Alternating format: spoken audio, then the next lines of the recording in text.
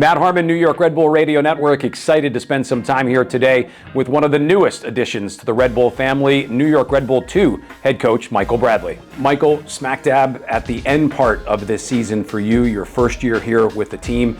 In so many ways, a homecoming for you. Born and raised in Princeton, signed your first pro contract with the Metro Stars. What's it like to now come back to a place that you used to call home? Yeah, it means a lot for sure. It's just an incredible opportunity, you know, as a young coach, to the chance to be able to, you know, work inside an organization like Red Bull, at a club like Red Bull New York, the support that I get, the organization and infrastructure in place. If you look specifically at Red Bull 2, the players, the mix of players that have come through our academy, mixed with a lot of young, talented internationals.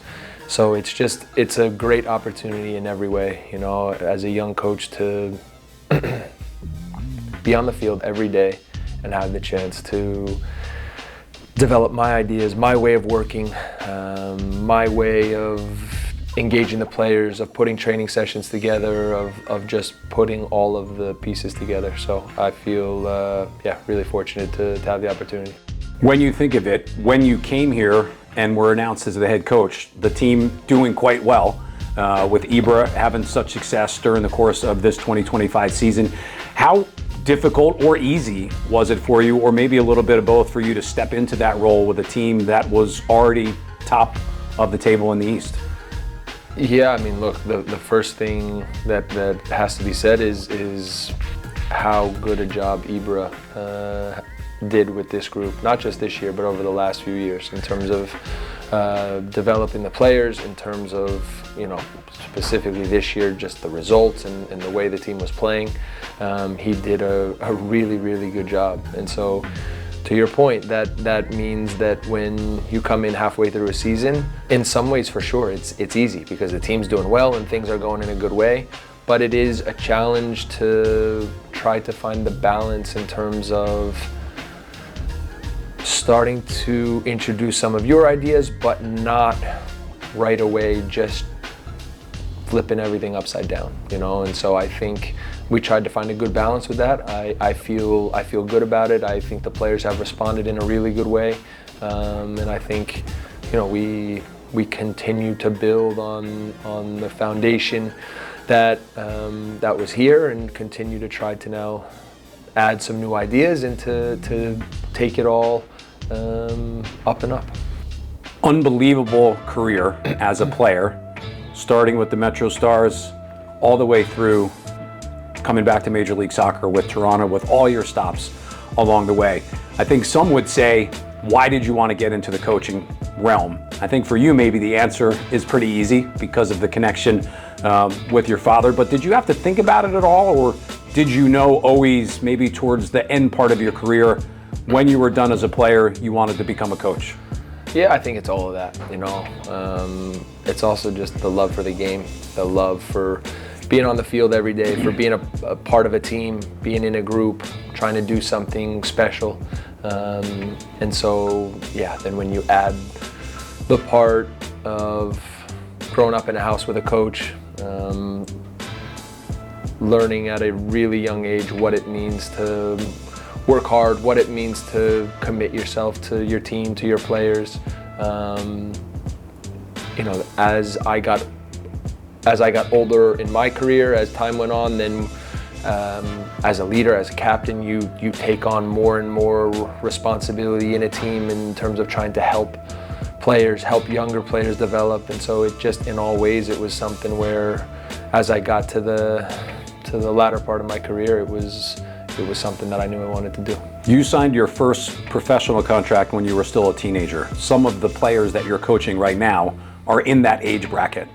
And I know you're talking years and years ago for you personally, but how much does that experience that you went through as a young player help you now as a coach to develop maybe what some of these younger players are going through in their first professional experience?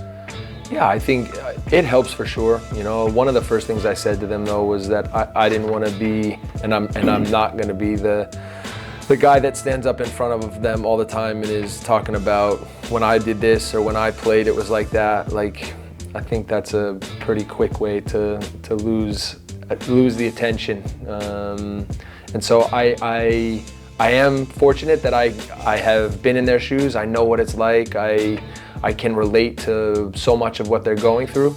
But again, I still try to tuck it away and understand them, but then still be able to coach them here and now and help them with where they are in their journey. When you look at this team specifically, New York Red Bull 2, right now top of the table in the Eastern Conference and MLS Next Pro, what are your expectations maybe over the course of those 4 games and knowing that the playoffs are on the horizon? We're going to continue to take one game at a time, and then after that we're going to, take stock of where we are, look at the game as we always do, and learn, and then be ready to get ourselves prepared for the next match. Clearly, as a coach, you've already figured out the one game at a time. That cliche rings true, right? Sure, even as a player, that is, you get yourself in trouble when you start looking too far ahead, and there's points still on the table. We want to take as many as possible. We want to wrap up home field advantage in the Eastern Conference all the way through. And look, we also, if St. Louis drop points, we don't want to be kicking ourselves going, we let a chance slip. We want to, part of being in a race at the end of the year for a title or for first place is that you take it one game at a time, 1 minute at a time, and you're ready to just go and go and go. And so that's what we're going to do, and we're excited. Challenges and benefits to coaching the second team where your roster sometimes is always in flux. Sometimes you get academy players that come up, sometimes you get first team players that come down. For you, what maybe that dynamic is like? Yeah, it's dynamic, and on any given day you have a handful of guys who are in with the first team. That's a great thing. It means that they're doing well. It means that now they're getting a chance to challenge themselves at the next level, and then with that opens up opportunity to get some younger academy guys in, and we can start to fast track those guys. So it's fun, it's exciting. There's a lot of different players to work with, and you get challenged to, again, keep up with the pace of the under 18s, obviously our group, the first team, and then on any given day how to put it all together and make a session that brings out as much football as possible. Michael, finish with this one if you can. What have you learned about yourself over the course of the short time that you've been here as a head coach? That I love coaching, that like this is what I want to do. I'm as committed as ever to try to improve, push myself to be the best coach that I can. I'm motivated to get better, to find ways to improve my players, to help the team continue to play better football, get better. I'm proud of the career that I had as a player, but I'm going to do everything I can to be an even better coach.